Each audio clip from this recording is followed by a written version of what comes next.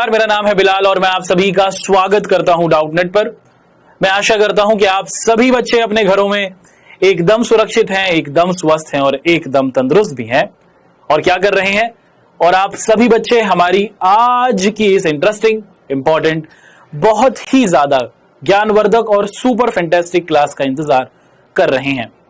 हम किन के साथ बात कर रहे हैं? हम बात कर रहे हैं अपनी कक्षा 9th के प्यारे बच्चों के साथ।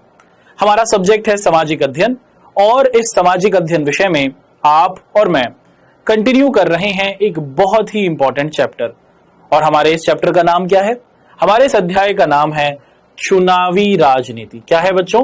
हमारे इस चैप्टर का नाम है चुनावी राजनीति और इस चैप्टर का आज आप और मैं लेक्चर नंबर 3 करने वाले हैं। इससे पहले हम लोग इस चैप्टर से संबंधित अपनी 2 लेक्चर्स को कर चुके हैं और जब हमने अपने पिछले लेक्चर्स को किया था तो हमने बहुत ही सीधे सरल तौर पर सबसे पहले यह समझने की कोशिश की थी कि चुनाव होता क्या है। देखिए, जब हम चुनाव को समझ रहे थे तो चुनाव का मतलब होता है चुनना। क्या होता है बच्चों? किसी व्यक्ति का चयन करना। ठीक है, चुनना। ठीक है, और उसी के साथ साथ क्या है बच्चों? किसी व्यक्ति विशेष का चयन करना। अच्छा, अब ये चयन करने से क्या तात्पर्य है मैं आपको बताता हूं कि चुनाव का मतलब होता है कि आप चयन कर रहे हैं, आप किसी को सेलेक्ट कर रहे हैं। अगर हम अपने देश के अंदर देखें, हमारे देश के अंदर क्या है बच्चों? हमारे देश के अंदर अलग अलग प्रकार के आपको क्या दिख जाते हैं बच्चों? लोग दिख जाते हैं। और देश के अंदर क्या है बच्चों? ये अलग अलग प्रकार के लोग अपने में से ही किसी व्यक्ति को क्या करते हैं बच्चों? अपना जनप्रतिनिधि चुनते हैं। और यही जनप्रतिनिधि क्या करता है? यही जनप्रतिनिधि फिर देश को चलाने के नियम और कानून बनाने में अपना योगदान देता है। भारत या फिर दुनिया के वो देश जो अपने आप को लोकतांत्रिक देश कहते हैं, है ना? भारत या फिर वो देश जो अपने आप को लोकतांत्रिक देश कहते हैं, इन देशों को लोकतांत्रिक कहा जाता है। क्यों? क्योंकि यहां पर क्या है बच्चों? क्योंकि यहां पर जनता, देश की जनता ही क्या करती है? अपने में से ही कुछ को क्या करती है बच्चों? कुछ लोगों को चुनकर देश का शासन आगे बढ़ाने की जिम्मेदारी देती है। होता है कि ऐसा नहीं होता भारत में? जी हां, आप सभी को पता है कि भारत के अंदर हम लोग अपने में से ही क्या करते हैं बच्चों? कुछ लोगों को चुन लेते हैं और ये जो चुने हुए लोग होते हैं ये देश को चलाने की जिम्मेदारी रखते हैं। अगर हम लोग बात करें कि अब भारत के अंदर किनको वोट देने का अधिकार दिया जाता है, क्या है बच्चों? भारत के अंदर किनको वोट देने का अधिकार दिया जाता है या फिर चयन करने का अवसर दिया जाता है? भारत का कोई भी व्यक्ति जिसकी उम्र 18 साल से ज्यादा है, अब चाहे वो स्त्री हो या फिर पुरुष हो, चाहे वो हिंदी भाषी हो या फिर मद्रासी भाषी, वो चाहे पठारी क्षेत्र में रहे या फिर पर्वतीय क्षेत्र में, भारत का कोई भी नागरिक अगर 18 साल से बड़ा है तो वो भारत के चुनाव में भाग ले सकता है।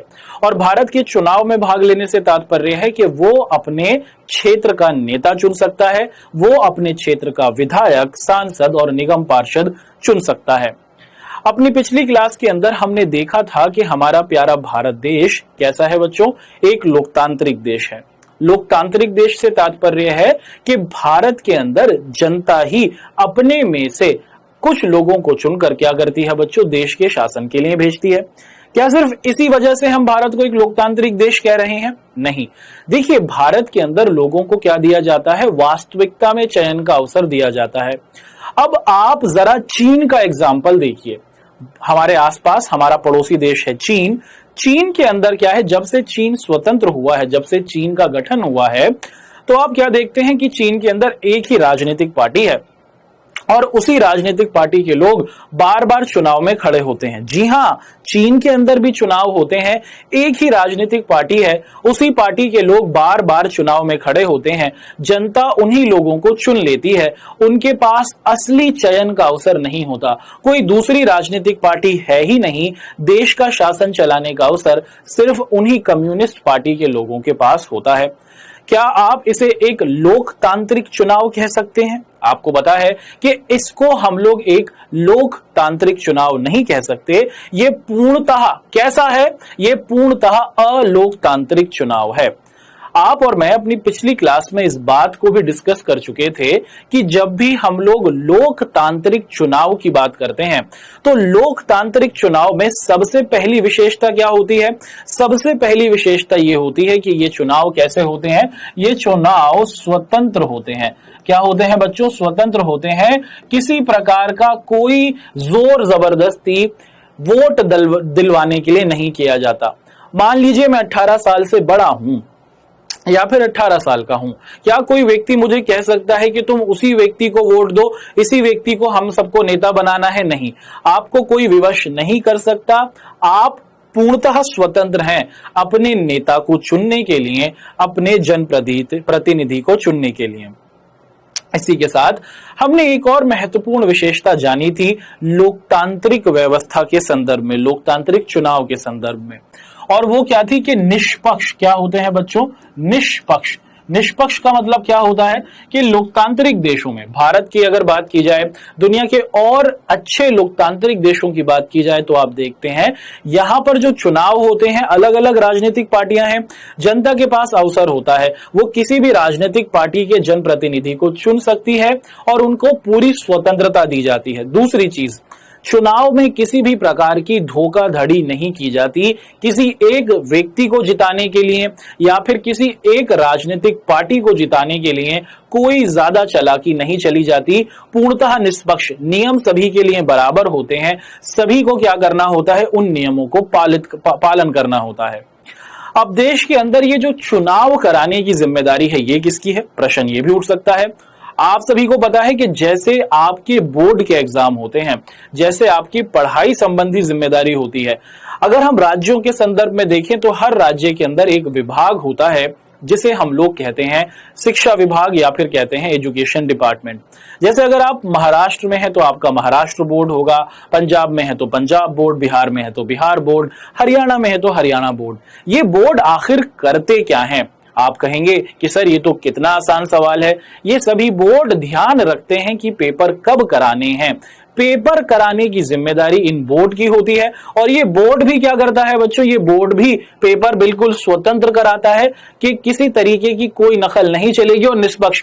सभी बच्चों के लिए रूल समान होते हैं। ऐसा तो नहीं कि अगर कोई बच्चे शहर में रहते हैं तो उनको पहले से ही पेपर दे देंगे या फिर कोई बच्चे अगर गांव में रहते हैं तो उनकी ज्यादा मदद करेंगे। नहीं, नियम सबके लिए समान होते हैं। तो जैसे आपके पेपर कराने की जिम्मेदारी आपके बोर्ड की होती है, ऐसे ही देश के अंदर चुनाव कराने की जिम्मेदारी हमारी किसकी होती है? आप सभी को पता है, कमेंट कर बताइए कि देश के अंदर चुनाव कराने की जिम्मेदारी किसकी होती है? आप सभी को पता है कि चुनाव आयोग की होती है।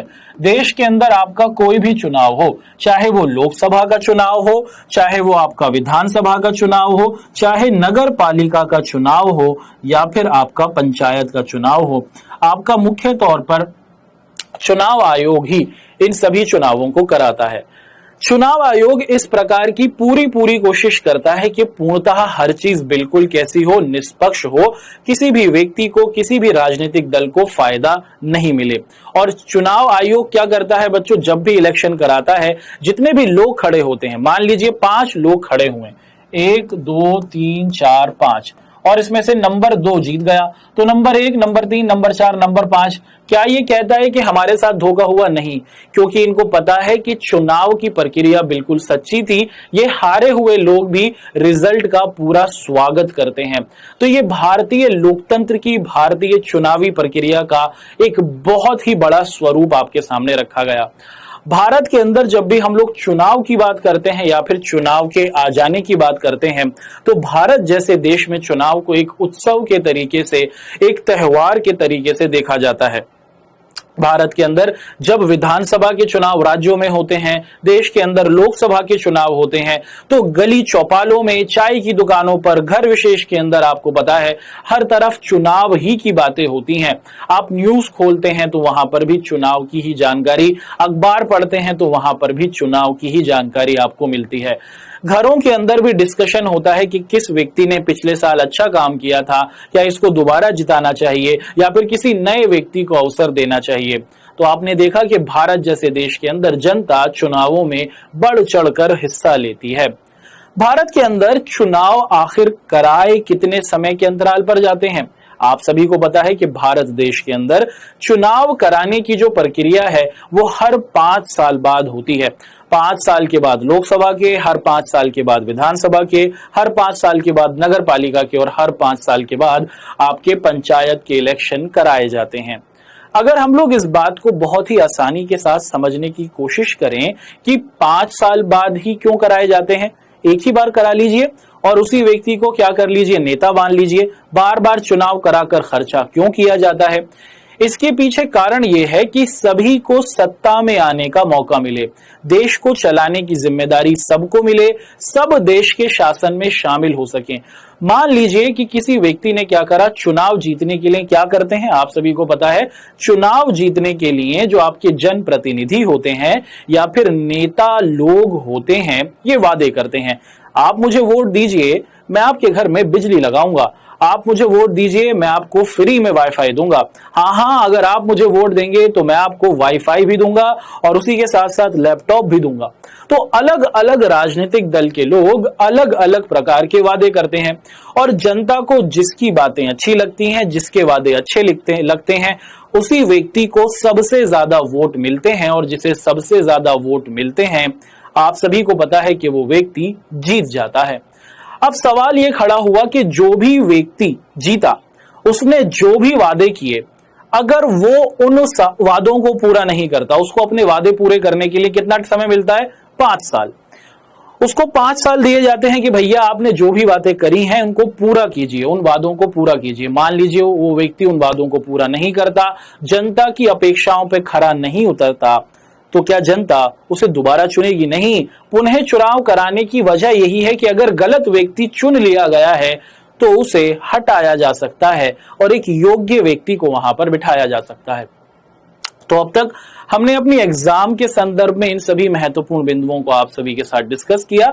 हमारी जो पूरी की पूरी पिछले जो हमारे 2 लेक्चर्स हुए हैं उसके अंदर हमने मुख्य तौर पर इन्हीं महत्वपूर्ण बातों को आप सभी के समक्ष डिस्कस किया था।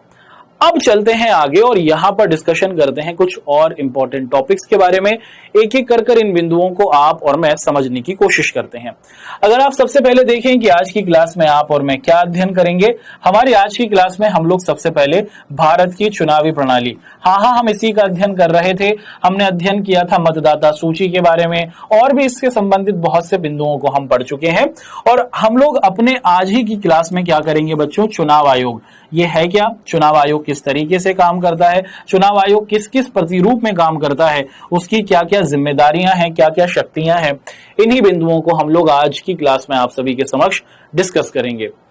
तो ये आज की क्लास के हमारे बिंदु होंगे, सभी सारे डिस्कशन के टॉपिक्स होंगे। बात करेंगे भारत की चुनावी प्रणाली के बारे में कि ये जो चुनाव का त्यौहार भारत के अंदर होता है आखिर कैसे होता है, क्या पूरी प्रक्रिया होती है, और जानेंगे कि ये चुनाव की प्रक्रिया कराने वाला जो हमारा डिपार्टमेंट है, विभाग है, चुनाव आयोग, आखिर इसकी शक्तियां कितनी हैं, ये कैसे काम करते हैं, ये कैसे देश के अंदर इतना बड़ा चुनाव बिना किसी भेदभाव के करा लेते हैं। इन्हीं सभी बातों को और इन्हीं सभी विशेषताओं को हम लोग आप सभी के साथ अपनी आज की इस क्लास में डिस्कस करेंगे। तो चलिए जी क्लास को करते हैं शुरू। मगर क्लास को शुरू करने से पहले आप सभी बच्चों से एक रिक्वेस्ट है।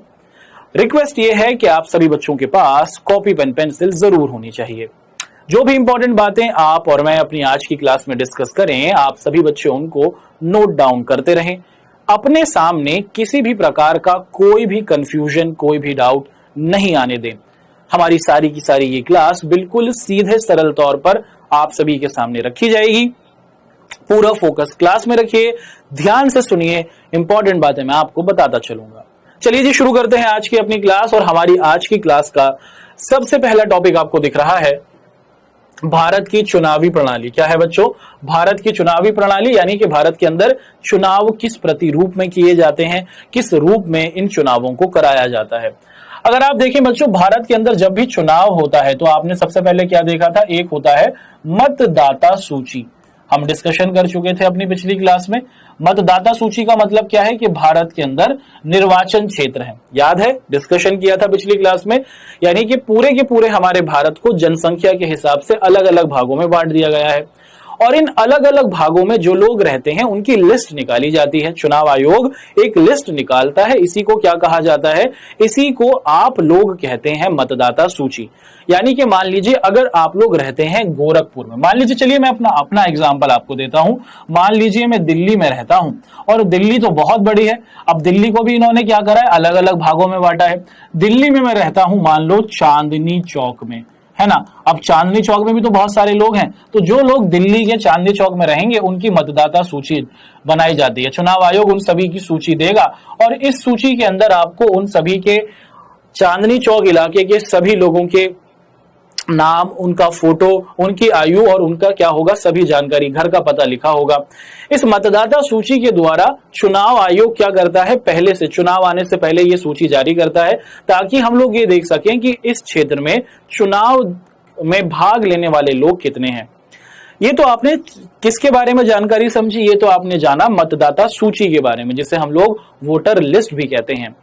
दूसरी चीज होती है कि जब आप लोग वोट देने जाएंगे, जब आप 18 साल से बड़े हो जाएंगे, तो आप सभी के पास एक चीज का होना बहुत जरूरी है और वो है फोटो पहचान पत्र।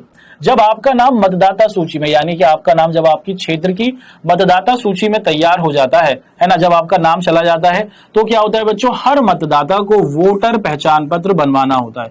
ठीक है। अब आप पूछेंगे कि सर चुनाव आयोग के पास हमारी डिटेल कैसे पहुंचती है। अधिकारी आपके घर आते हैं, पूछते हैं कि कोई अगर 18 साल से बड़ा युवक या युवती है, उनका नाम बताइए, उनकी आयु बताइए, अपने घर का पता बताइए। तो चुनाव आयोग पहले डिटेल लिखता है, फोटो ले जाता है और उसके बाद फिर लिस्ट आती है और उस लिस्ट के बाद फिर आपको क्या करा जाता है, आपको शनाख्ती कार्ड, इसे कहा जाता है, इसको पहचान पत्र भी कहा जाता है और आप कह सकते हैं इसको आप लोग आइडेंटिटी कार्ड भी कहते हैं।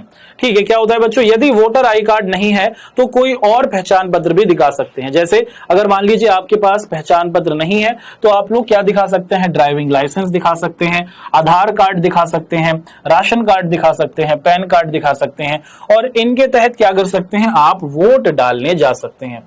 तो भारत का जो आपका क्या है बच्चों, चुनाव आयोग है, भारत निर्वाचन आयोग, इलेक्शन कमीशन जो ऑफ इंडिया है, वो आप सभी को क्या करता है बच्चों, एक आपका ऐसा पहचान पत्र देता है। इस पहचान पत्र का मतलब क्या है कि आपको ये कार्ड दिया गया है कि ये आपकी पहचान है और इस कार्ड के तहत आप अपने क्षेत्र के अंदर होने वाले चुनाव में भाग ले सकते हैं। अब एक सवाल है, एक व्यक्ति दिल्ली का है, चांदनी चौक का, अभी वो घूमने गया है बंबई में हो रहे हैं चुनाव और उसके पास पहचान पत्र भी है। क्या वो अपना पहचान पत्र ले जाकर बंबई में चुनाव में वोट डाल सकता है? आप कहेंगे कि सर ये कैसा सवाल है। आपको पता है कि जिस व्यक्ति का नाम जिस क्षेत्र में लिखा होता है, जहां का वो स्थायी निवासी होता है, वो क्या करता है बच्चों, वो व्यक्ति वहीं पर अपने क्या करेगा बच्चों, वहीं पर अपने चुनाव में भाग लेगा। तो आपके पहचान पत्र पर मुख्य तौर पर आपके भारत सरकार का नाम होता है, भारत सरकार का लोगो होता है, चुनाव आयोग का लोगो होता है, आपका चित्र होता है, आपका फोटो होता है, उसी के साथ फिर आपका नाम हिंदी में, आपका नाम अंग्रेजी में, पिताजी का नाम हिंदी में, पिताजी का नाम अंग्रेजी में, अगर कोई महिला है तो उनके पति का नाम हिंदी अंग्रेजी में जाता है, आपकी डेट ऑफ बर्थ जाती है और इसके पीछे आपका एड्रेस लिखा होता है। तो ये कार्ड दिया जाता है और जब आप लोगों के पास ये कार्ड आ जाता है, इसका मतलब ये होता है कि अब आप योग्य हैं, अब आप जाइए, आप भारत के चुनाव में भाग ले सकते हैं। तो जब भी आप 18 साल के हो, जरूर कोशिश करें कि आप सभी का क्या हो बच्चों, पहचान पत्र बने। और याद रखिएगा, पहचान पत्र नहीं बना है तो फिर भी लाइसेंस के द्वारा, राशन कार्ड, आधार कार्ड के द्वारा आप वोट में भाग ले सकते हैं। लेकिन मेरी राय यह है कि हर व्यक्ति के पास पहचान पत्र तो जरूर होना चाहिए, क्योंकि ये आपकी अपनी पहचान है। बढ़ते हैं आगे। अब हम लोग एक और महत्वपूर्ण बिंदु आप सभी के सामने डिस्कस कर लेते हैं। हम लोग यहाँ पर बात कर रहे हैं भारत की चुनावी प्रणाली के बारे में कि चुनाव किस तरीके से होते हैं, किन किन चीजों की आवश्यकता होती है। मतदाता सूची, एक तो पूरा क्षेत्र होगा आपका निर्वाचन क्षेत्र, उसके बाद निर्वाचन क्षेत्र में मतदाता सूची होगी, कौन कौन लोग वोट देंगे। उस सूची के बाद आपने देखा कि वहां पर लोगों को वोटर आई कार्ड दी जाएंगे, यानी कि पहचान पत्र दिया जाएगा। क्या इसी के साथ चुनाव संपूर्ण हो जाएगा? ऐसा नहीं है, कुछ और भी आवश्यकता होती है। वो क्या होती है बच्चों? उम्मीदवार का नामांकन। अभी तक तो जो लोग वोट करेंगे उनके बारे में हमने जाना, लेकिन वो भी तो होते हैं ना जो चुनाव में नेता बनना चाहते हैं, जो आपके क्षेत्र में क्या होंगे बच्चों, जो आपके क्षेत्र में नेता बनने के उत्सुक होते हैं। अब क्या है बच्चों, अगर किसी भी व्यक्ति को लगता है कि वो अपने क्षेत्र का विधायक बनना चाहता है, वो अपने क्षेत्र का क्या बनना चाहता है, सांसद बनना चाहता है, तो उसके लिए क्या होता है बच्चों, आपको अपना नाम लिखाना होता है, आपको नामांकन करना होता है, आपको कैंडिडेट बनना होता है। चुनाव में खड़े होने के लिए आपको कैंडिडेट बनना होता है। तो क्या होता है बच्चों, जब चुनाव की तारीख घोषित हो जाती है, जब चुनाव बोल दिया गया जी 15 अप्रैल से चुनाव है, तो उससे क्या हो जाएगा बच्चों, उससे 15 दिन के लिए क्या कर दिया जाता है, 15 दिन पहले ही कहा जाएगा कि देश में हम 15 अप्रैल को चुनाव कर रहे हैं। अगर कोई व्यक्ति नेता बनना चाहता है, जनप्रतिनिधि बनना चाहता है अपने क्षेत्र में, तो वो आए चुनाव आयोग के दफ्तर में और अपनी डिटेल्स भरे और वो एक उम्मीदवार के तौर पर खड़ा हो सकता है। जब भी देश के अंदर चुनाव की तारीख आ जाती है तो क्या होता है बच्चों, उम्मीदवार जो होते हैं उनको बुलाया जाता है, उनको आमंत्रित किया जाता है कि आइए अपना नाम दाखिल कराइए।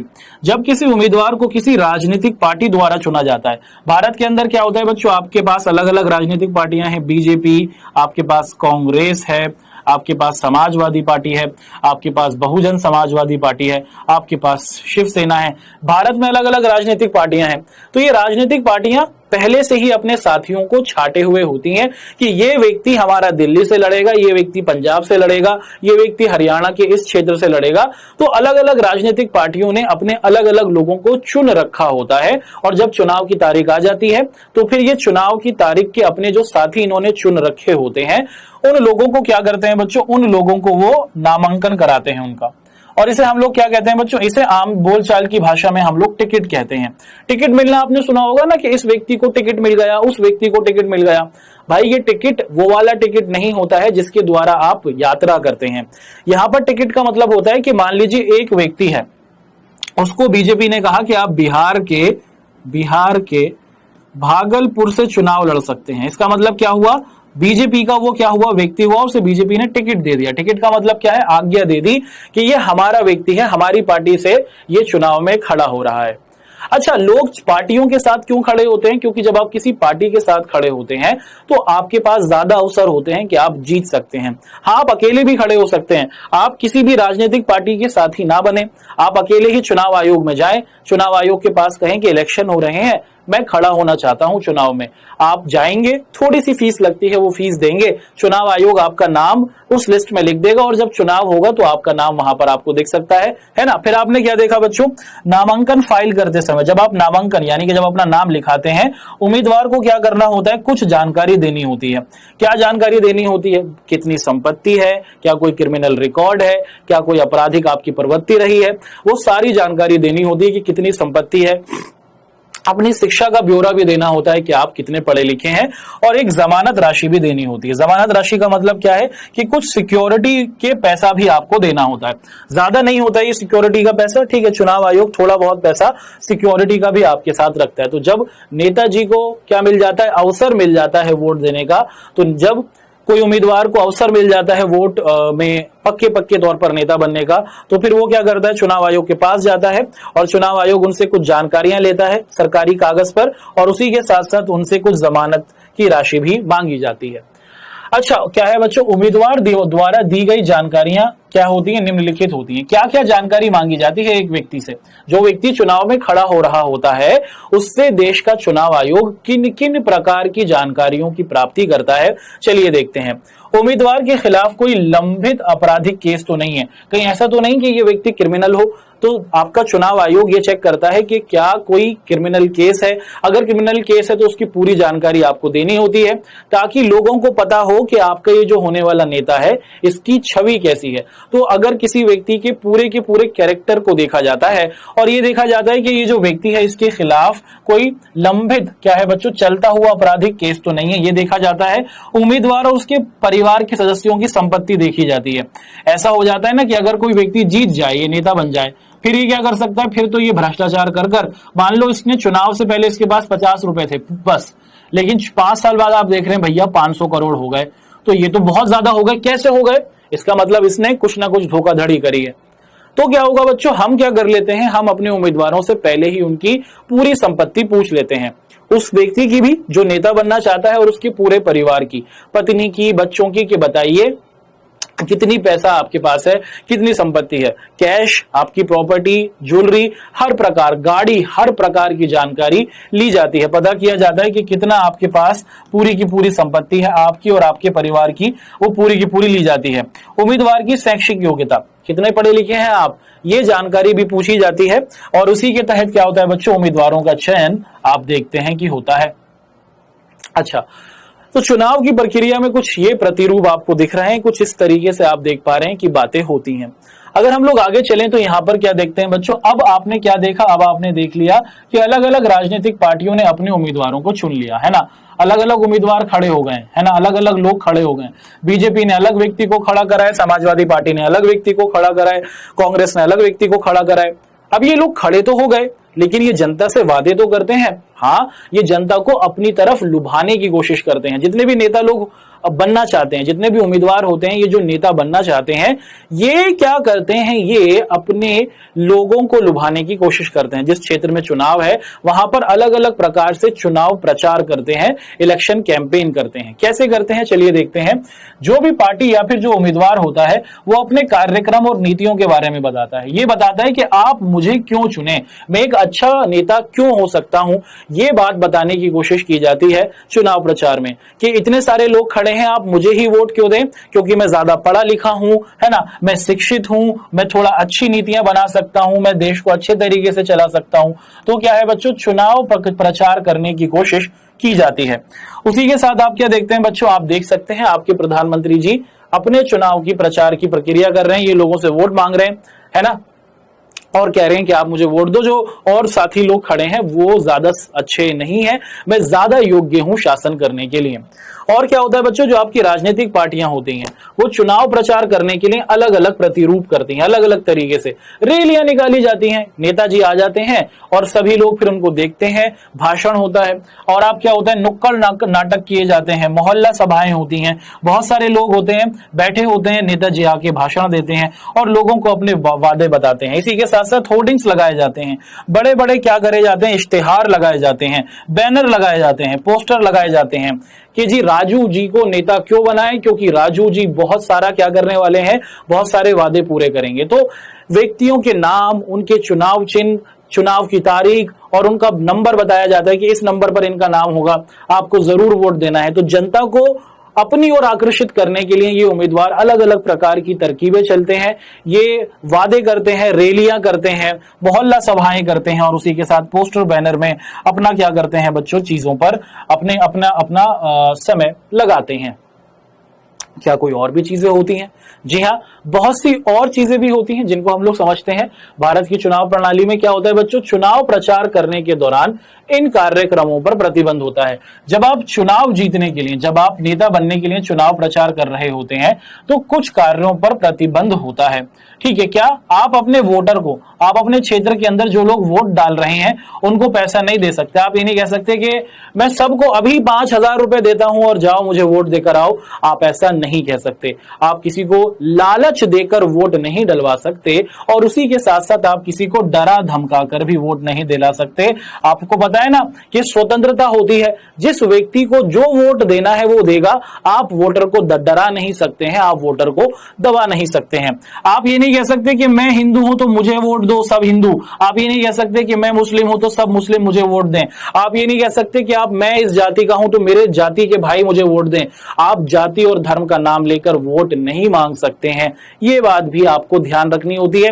अगर आप ऐसा करेंगे और चुनाव आयोग ने पकड़ लिया तो फिर आपका नाम काट दिया जाता है, आपको चुनाव में खड़े होने का अवसर नहीं दिया जाता है। तो इस बात का ध्यान रखा जाता है कि चुनाव के दौरान किसी प्रकार का कोई क्या हो बच्चों, धोखाधड़ी नहीं की जाए, जाति धर्म का नाम नहीं लिया जाए, किसी को रिश्वत या फिर डरा धमकाकर चुनाव में प्रतिभागी नहीं बनाया जाए। और चुनाव प्रचार के लिए सरकारी जो गाड़ियां होती हैं, सरकारी संसाधन, पुलिस की सहायता ली जाए, ऐसा बिल्कुल भी नहीं करना है। अच्छा, अगर हम लोग लोकसभा चुनाव की बात करें, जिसे हम लोग आम चुनाव भी कहते हैं, इसके अंदर तक आप कितना खर्चा कर सकते हैं? अब यह भी बता दिया गया है कि आप कितना खर्चा कर सकते हैं, एक उम्मीदवार कितना पैसा खर्च कर सकता है अपने प्रचार के लिए। तो लोकसभा के अंदर जो चुनाव होता है उसके अंदर 25 लाख रुपए तक या फिर इस 25 लाख रुपए तक का खर्चा किया जा सकता है। विधानसभा के चुनाव में क्या है बच्चों, आप मात्र 10 लाख रुपए तक का खर्चा कर सकते हैं, है ना। ठीक है, तो इस तरीके के आपको खर्चे करने होते हैं। ठीक, तो आपने देख लिया कि चुनाव को जीतने के लिए मुख्य तौर पर आपके जो नेता लोग होते हैं वो चुनाव प्रचार करते हैं, जनता से लुभावने वादे करते हैं, लेकिन कुछ शर्तें भी हैं जो चुनाव प्रचार में ध्यान रखनी होती हैं। आप अपने उम्मीदवार वोटर्स को नहीं डरा सकते, उम्मीदवार जनता को रिश्वत देकर वोट नहीं प्राप्त कर सकते, जाति धर्म का नाम लेकर अपनी ओर आकर्षित नहीं कर सकते।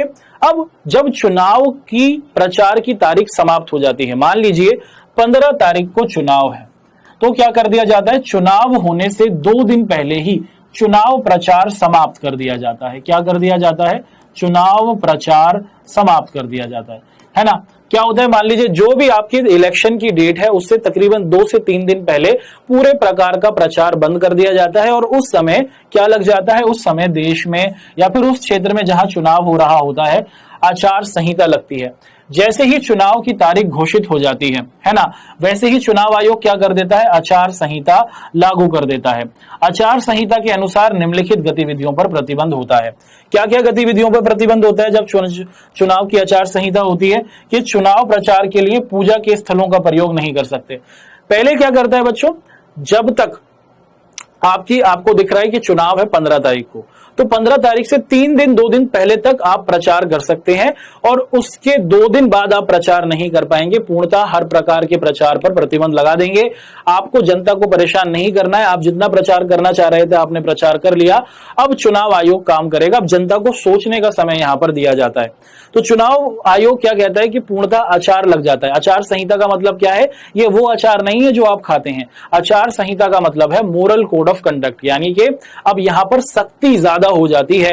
अब जो उम्मीदवार हैं उनको कुछ नहीं करना, उन्होंने अपने वादे जनता को बता दिए, जनता सोच रही है, इलेक्शन वाले दिन जनता जाती है और जिस भी व्यक्ति के वादे उनको अच्छे लगते हैं उसको वोट दे आती है।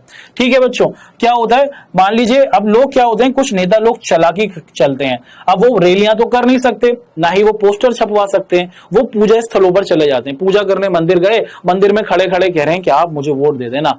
मस्जिद चले गए, मस्जिद में नमाज पढ़ते पढ़ते कह रहे हैं कि आप मुझे वोट दे देना।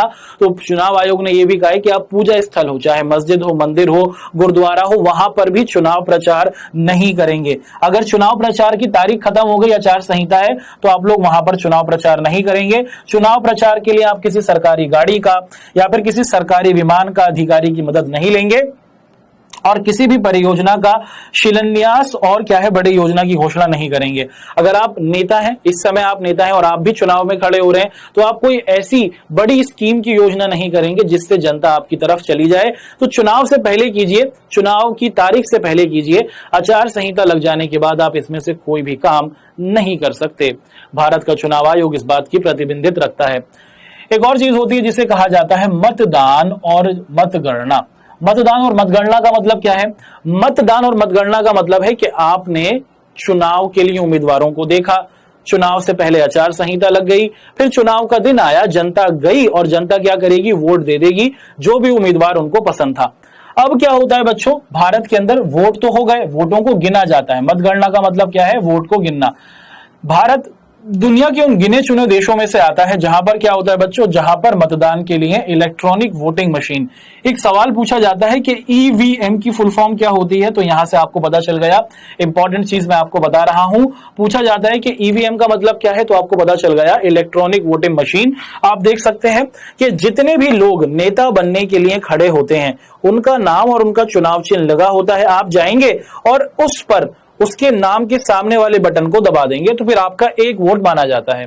तो भारत एक ऐसा देश है जहां पर चुनाव ईवीएम के द्वारा कराए जाते हैं, इलेक्ट्रॉनिक वोटिंग मशीन के द्वारा। अपना वोट डालने के लिए मतदाता को क्या है बच्चों, जिस भी वो चुनाव चिन्ह को पसंद करते हैं उसके सामने वाला बटन दबा देना होता है। मान लीजिए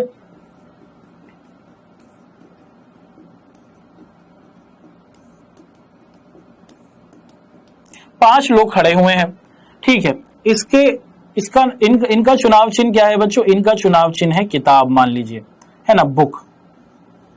इनका चुनाव चिन्ह है फ्लावर, इनका चुनाव चिन्ह है काइट, इनका चुनाव चिन्ह है रोटी, और इनका चुनाव चिन्ह है क्या बच्चों, हाथ, मान लीजिए, साइकिल मान लीजिए। अब क्या होगा, आप जाएंगे, आपको पता है कि आपको तो इस व्यक्ति की बात अच्छी लगी थी, काइट वाले की। इसके सामने इनके नाम के आगे क्या होगा, इनके नाम के आगे ये चिन्ह होगा, आप इसको दबा देंगे तो आपका वोट गिन जाएगा। एक मशीन से आवाज आती है और इसके बाद आपका वोट गिन लिया जाता है। अब आपके दिमाग में सवाल आएगा कि हम लोग चुनाव चिन्ह क्यों रखते हैं? हम तो नाम पढ़कर क्या कर सकते हैं, वोट दे सकते हैं कि इनका नाम राजेश है, इनका नाम महेश है और मुझे तो महेश पसंद है, मैं तो महेश के लिए वोटिंग करूंगा।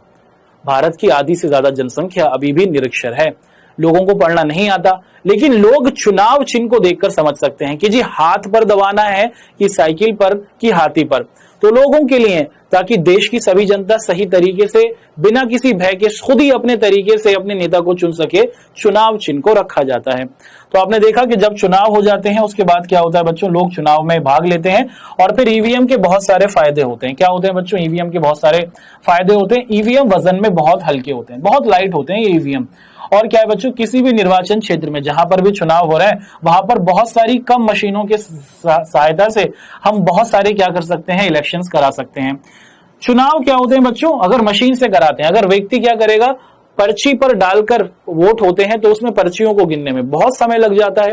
लेकिन मशीन है, आप लास्ट में जाकर टोटल दबा दीजिए तो वो बता देगा कि टोटल कितने वोट हुए हैं। तो गिनने में, वोट गिनने में बहुत ज्यादा फायदा होता है और आपकी जो मशीन के द्वारा मतगणना होती है वो बिल्कुल सटीक बैठती है, सही बैठती है।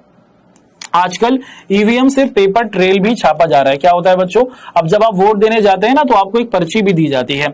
इसी को हम लोग क्या कहते हैं, इसी को हम लोग पेपर ट्रेल कहते हैं कि आपको एक प्रकार का प्रमाण मिल गया कि आपने इसी व्यक्ति को वोट दिया है। अच्छा, बैलेट पेपर के जमाने में जब हम पर्ची पर लिखकर क्या करते थे, मोहर लगाकर चुनाव करते थे, तो उस समय के अंदर क्या था बच्चों, बहुत ज्यादा परेशानी होती थी। कोई भी व्यक्ति क्या कर सकता था, पर्ची को अपने हिसाब से छापकर जल्दी जल्दी मोहर लगा सकता था। लेकिन ईवीएम मशीन के अंदर आप एक बार में एक ही वोट दे सकते हैं, किसी प्रकार की कोई चालाकी नहीं चल सकते। ये जो मशीन के द्वारा आप चुनाव देख रहे हैं, ये जो ईवीएम के द्वारा आप चुनाव देख रहे हैं, ये पूर्णतः सही बैठता है। लेके चलते हैं आपको अब चुनाव आयोग की तरफ। ये चुनाव आयोग क्या है, चुनाव आयोग कैसे काम करता है, चुनाव आयोग के क्या क्या स्वरूप हैं, डिस्कस करते हैं। देखिए, सबसे पहले क्या है, चुनाव आयोग एक संवैधानिक संस्था है। संवैधानिक संस्था का मतलब कि भारत के संविधान ने चुनाव आयोग को बनाया है और ये पूर्णतः स्वतंत्र है, देश की सरकारों के अधीन नहीं है, ना तो ये विधायकों के अधीन है, ना तो सांसदों के अधीन है। ये एक स्वतंत्र आपकी संस्था है जो देश के अंदर सिर्फ और सिर्फ चुनाव कराने की जिम्मेदारी रखती है।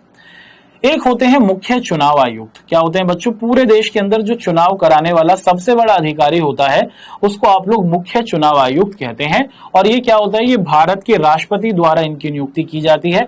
और क्या होता है, जैसे ही चुनाव की तारीख घोषित हो जाती है, मुख्य चुनाव आयुक्त को हटाना संभव हो जाता है। ठीक है, आपको ये बता दिया गया है कि चुनाव से पहले पहले ही हम लोग क्या करते हैं, अपने मुख्य चुनाव आयुक्त की नियुक्ति करते हैं। अगर इलेक्शन की डेट आ गई तो तब तक, जब तक इलेक्शन नहीं होंगे तब तक आपके मुख्य चुनाव आयुक्त नहीं हटेंगे।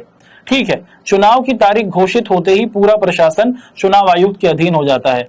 अगर जब भी जैसे ही देश के अंदर चुनाव आयुक्त इलेक्शन होने लगते हैं तो जो पूरे देश के अंदर क्या होता है, प्रशासन करने की जिम्मेदारी होती है, हर चीज को संभालने की जिम्मेदारी होती है, वो आपके चुनाव आयुक्त के द्वारा ही होती है।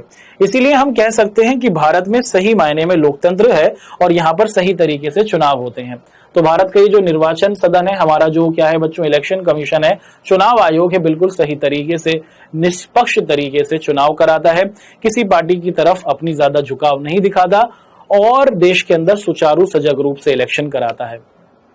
बढ़ते हैं आगे, आप सभी को लेके चलते हैं आज के 1 मिनट रिवीजन की ओर। आज की क्लास में हमने भारत की चुनावी प्रणाली के बारे में जाना, भारत के चुनाव आयोग के बारे में जाना, ये किस तरीके से काम करते हैं, चुनावी प्रणाली में क्या स्वरूप होते हैं, उन्हीं को हमने आज आपके साथ अपनी क्लास में डिस्कस किया। बढ़ते हैं आगे, अब आप सभी को लेके चलते हैं हम लोग किस तरफ, अपने क्विज की तरफ। एक एक कर आप सभी के सामने आज की क्लास के क्विज के क्वेश्चंस को रखा जाएगा। सबसे पहला सवाल लिखा है कि चुनाव घोषणा पत्र कौन घोषित करता है?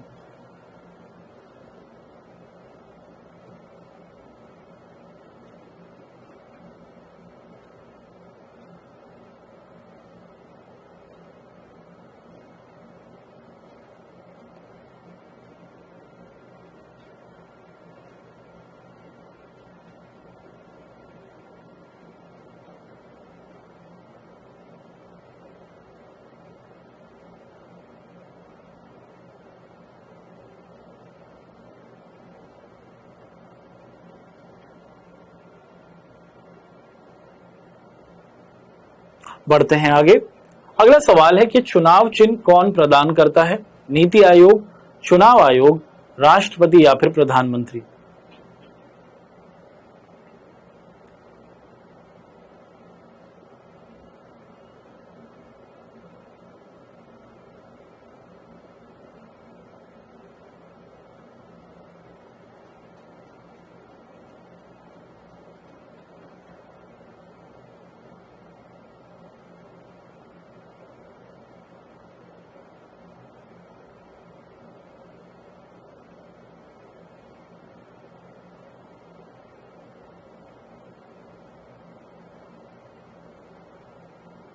बढ़ते हैं आगे। अगला सवाल, भारत में प्रत्येक मतदाता को कितने वोट डालने का अधिकार है? यह आपको बताना है।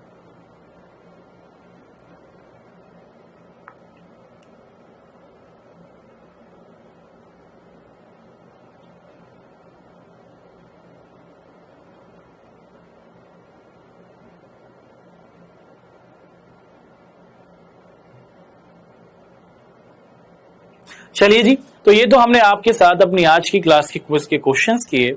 अब आपको लेके चलते हैं आंसर्स की तरफ। अपने क्विज के क्वेश्चंस के आंसर्स का डिस्कशन कर लेते हैं। सबसे पहला सवाल रहा कि चुनाव घोषणा पत्र, ठीक है बच्चों, कौन घोषित करता है? चुनाव घोषणा पत्र का मतलब क्या होता है कि आपके जो राजनीतिक दल होते हैं ना, वो वादे करते हैं। क्या करते हैं? जनता को लुभाने के लिए वादे करते हैं, है ना, प्रोमिस करते हैं। उसी को हम लोग चुनाव घोषणा पत्र कहते हैं। और ये चुनाव घोषणा पत्र हर राजनीतिक दल करता है कि आप हमारी पार्टी के साथ क्यों जुड़ें, आप हमारे व्यक्ति को क्यों वोट दें। इसी के लिए घोषणा पत्र क्या किया जाता है? इलेक्शन मैनिफेस्टो घोषित किए जाते हैं। इसी को चुनाव घोषणा पत्र, और ये हर राजनीतिक दल के द्वारा प्रस्तुत किए जाते हैं। अगला सवाल रहा कि चुनाव चिन्ह कौन प्रदान करता है? तो भारत का जो हमारा चुनाव आयोग होता है, ये चुनाव चिन्ह देता है। और चुनाव चिन्ह देने का मुख्य कारण क्या है कि जो लोग हमारे निरीक्षर हैं, जो लोग समझदार नहीं है, जो पढ़ नहीं पाते हैं, वो चुनाव चिन्ह के द्वारा कि ये कमल है, ये किताब है, ये कुर्सी है, ये मेज है, इस चिन्ह के द्वारा सही व्यक्ति का चयन कर सके, इसीलिए क्या किया जाता है? चुनाव चिन्ह को रखा जाता है। अगला सवाल, भारत में प्रत्येक मतदाता को कितने वोट डालने का अधिकार है? एक इलेक्शन में हर व्यक्ति मात्र एक ही बार क्या कर सकता है बच्चों? वोट दे सकता है।